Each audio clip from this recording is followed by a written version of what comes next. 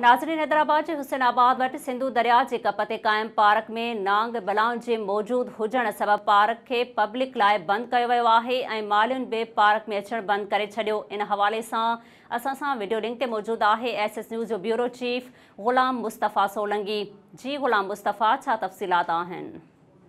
जी, असां मौजूद आहियूं हैदराबाद के हुसैनाबाद वाले पार्क में, जो सिंधु दरिया के कप ते पार्क ठहियल है। यो बल्दिया आला ऐं रेंजर्स के इंतजाम हेठि यो पार्क हले थो। ही जॾहिं बोझ जो रेलो इतां इन मां सिंधु दरिया में गुजरियो तो यो पानी जो आहे सो इन बाग में दाख़िल थी वियो। बाग सॼो ही जो पार्क है उन पार्क में सॼो पानी पी वियो। उन खां पोइ पानी जॾहिं लही वियो आहे त उन में जेके पानी में नांग बलाऊं अची विया उहे इन पार्क में रहिजी विया आहिनि, जंहिंजे करे गुज़िरियल 1 महीने खां इन इंतज़ाम जेको आहे सो इन पार्क में फैमिलीज़ जे अचण ते पाबंदी लॻाए छॾी आहे।